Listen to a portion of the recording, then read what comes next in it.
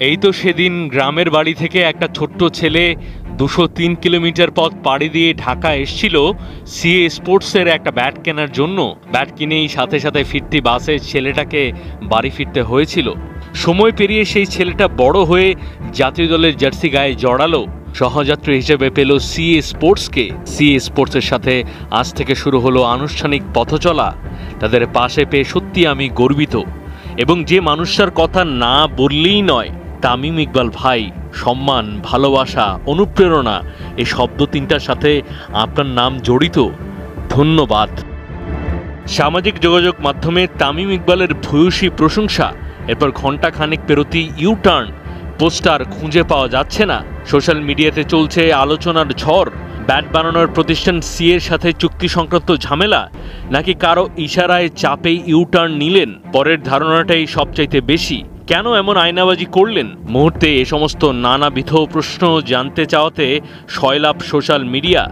এর মধ্যে আরিফ আদনান নামের এক দর্শকের লেখাতে উঠে এসছে সমস্ত আলোচনার সারাংশ। রইল সেই লেখার চুম্বক অংশ। হ্যাঁ, পোস্ট করার পর হঠাৎ সরিয়ে নেওয়ার যে ব্যাপারটা, সেটা অবশ্যই একটা সিরিয়াস ইস্যু। মানে একটাবার ভাবুন যে হৃদয়ের মতো একজন প্লেয়ার এই পোস্টটা করে সরিয়ে কেন নিবে? কিসের ভয়ে, কিসের এত চাপ?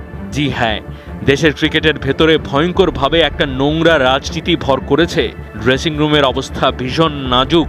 তরুণ প্লেয়াররা নিজের মনের ভাব প্রকাশ করতে পারে না। সবসময় তারা ভীত থাকে। কোনো কাজই তারা নিজেদের মর্জি মাফিক করতে পারে না। সবসময় তাদের একটাই চিন্তা, কোনটা করলে কি হবে, কে মন খারাপ করবে।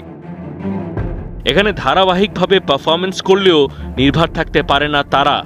হৃদয়ের কথাই ধরুন না, নিয়মিত ছেলেটা রান করছে, দলের সবাই যখন ব্যর্থ, তিনি তখন ধারাবাহিকভাবে দারুণ সব ইনিংস খেলে যাচ্ছেন। তবুও এক্স, ওয়াই আর জেডদের জন্য তার ভীত থাকতে হয়। বাংলাদেশ দল আর আগের সেই দলটা নেই। আহা, একটা সময় কি দারুণ সময় ছিল আমাদের। এখন শুধু দলে চলে রাজনীতি। পুরো ছত্রভঙ্গ একটা দল, একতা নেই, যেন কিছুই আর অবশিষ্ট নেই আমাদের।